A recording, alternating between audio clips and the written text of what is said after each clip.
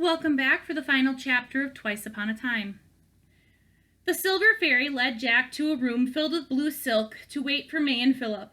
Barely noticing anything, he followed her in a daze, glancing out the window to see May, Philip, and the new girl, Penelope, walking slowly toward the castle, building, whatever it was. The prince walking as much ahead of Penelope as he could without appearing rude. Penelope, for her part, didn't seem to notice that, or really anything else. "I heard what Merriweather said," the voice to Jack's right.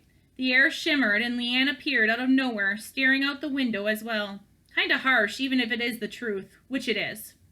"Thanks," Jack said absently, his eyes locked on May.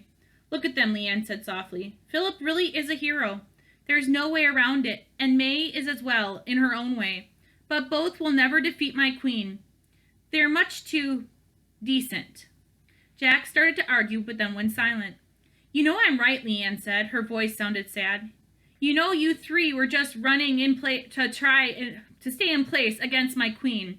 And Merriweather's correct. You weren't exactly helping." "Is there a point to this?" Jack asked quietly. Leanne paused and then pulled her sword out and threw it into the wall across the room.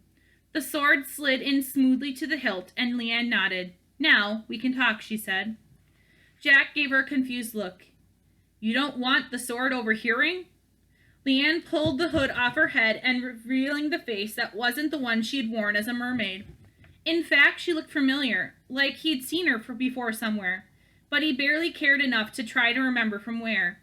"I don't want my queen listening," Leanne said, turning back to the window. "Not all of us have had our swords fixed by the Charmed One to keep her out."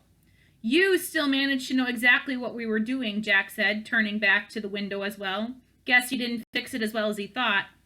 Leanne laughed. "Do you think it was the sword? How many times have you watched me disappear into thin air, you idiot? Eyes can turn invisible, Jack. You saw me do it right before the cave to the land of Never, and like a million other times. Philip even told you." "I try not to listen to him," Jack said, half dazed. "Could this be true?" "You really think that I wasn't with you the entire time?" Leanne continued. "Who do you think took the fourth mermaid tear? Your sword light flickered every time you pulled it out. It sensed my sword and was warning you. Are you really that stupid?" Jack's mouth opened, and he sat down hard on the bed, staring up at Leanne. "You were there? The entire time?" "Way to catch up," she said. "I had to make sure you didn't mess anything up. A while my queen listened to my every word. Not the easiest thing to do, but I'm pretty talented." "What do you mean, mess anything up? You're trying to say you were helping us?" "You certainly didn't make it easy," she said indignantly. "You were almost killed like 5 times by the goblins while getting Megan to the ocean. I had to follow right behind you and protect you the entire time. Even the pirates almost hit you. Such terrible shots. And the tidal wave? The Sea King aimed for me once with his electricity and almost killed me. I had to jump into the water. That meant I lost you for a bit." "That's when the Charmed One came back," Jack said, "but you made things hard for us too. You made my sword go crazy in the sea witch's lair, and you had to be found," Jack, Leanne said. "There were things that had to happen for you to succeed, so I made them happen. Mako never would have let you escape with Megan, so he had to be removed from the picture. I thought he'd never try to pull me out of that hole in the sea witch's place. You needed Bluebeard to get to Megan in the first place, so I made sure you ended up in the land of Never. I even made sure to leave you with the rope so May could pull you out when you first got hit by the sleeping curse." She sighed deeply. "You have no idea how hard I've worked." Jack glared at her. "Right, and the whole time you were able to get into my head?" "Because I was always close enough to touch your sword, which makes it easy," Leanne said with a shrug. "I can teach you that." "But why?" Jack said. "Why would you do any of this?" Leanne shook her head. "You really can't figure it out?" She straightened up, stepped around behind him, and then pushed him hard in the back. As Jack fell forward in surprise, a memory of a boy and a girl on a hill exploded in his mind, and he realized where he had seen Leanne before. The shock threw him so much he slammed into the floor, not even making an effort to catch himself. "Leanne, you're that girl?" he said, turning over onto his back. "Maybe it's time you stopped using childish nicknames," she said, making a face. "If you're going to shorten Jillian, you might as well call me Jill like our dad does." A chill shot through his body. "Our dad?" "You fell down, Jack, years and years ago," Jill said quietly. "And I pushed you down that hill. You broke that thick skull of yours, so our parents sent you to live with our grandfather since he had magical items that could heal you over time. It was also quieter than our home. Our home? Jack said. You'll see it eventually, she said. But this is what you've never understood, Jack. Our family, we're not heroes. We're not the noble princes who operate in the sunlight, winning the love of the people as we save lives and make it look easy. No, we do what needs to be done to survive. We steal from giants, we outwit our enemies, playing whatever card we can just to live. And we get the job done. And what job is that? Jack asked, barely able to concentrate. Leanne was his sister. He had a sister. What do you think? Jill said. I'm going to take down the Wicked Queen. But you're an eye. Jill smiled. You have so much to learn. But to do so, doing that is going to require going to get some pretty dark places. You busy? She stuck out her hand and helped him to his feet. Jack glanced up at her and then reached out and took her hand. Jack, May said, opening the door into the room that took her breath away. The entire room seemed to be made out of blue silk, from the chairs to the bed to the desk in the corner, and the room was empty.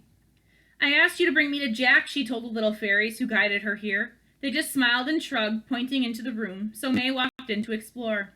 She sat down on the bed, looking around at the sheer softness of everything, and then noticed something rolling toward her on the bed, something shiny and transparent she hadn't noticed before. A slipper made of glass. What is this? She said. A glass slipper, and only one? Wasn't there a royal ball or something missing here? The monkey on her shoulder leapt to the bed and grabbed something else, something that had been underneath the slipper, something white and papery. Give me that, she shouted, grabbing for it, barely managing to rip the paper from the monkey's hand. It screamed at her, grabbing the slipper instead, and climbed back onto its perch on her shoulders. May started to open the paper, but a noise outside caught her attention, and she pushed aside the blue silk curtains to find out what was going on. At first, she couldn't see much of anything. It was too dark outside as the sun set, but then she made out some fairy lanterns off in the distance, moving away as if they were leaving town. It was some kind of carriage pulled by fairies, and on that carriage, she squinted hard, pressing her face against the window glass. There was someone on it. Jack? She whispered quietly. Princess, Philip said from behind her, his voice soft. Where is he? We were led here. May quickly sat down on the bed again and then unfolded the paper, a sheet from Jack's storybook. Dear May, it said. She began to read the note, passing along the important bits to the others. Jack says I have a stepmother and stepsisters. He doesn't mention my parents, though. Something about a prince. He's pretty vague, and oh wow, that slipper is... May abruptly dropped the note to the ground, her whole body going numb. This is Cinderella, she said, an entire childhood and world of stories crashing over her at once. Was it possible? She was Cinderella, with stepsisters and evil stepmother, and singing mice? What is a Cinderella? Philip asked her. Penelope shrugged. I think it's something you use to clean a fireplace, she said to him, then bent down and picked up Jack's letter. There's more on the back, only in a different kind of writing, she said, and then read.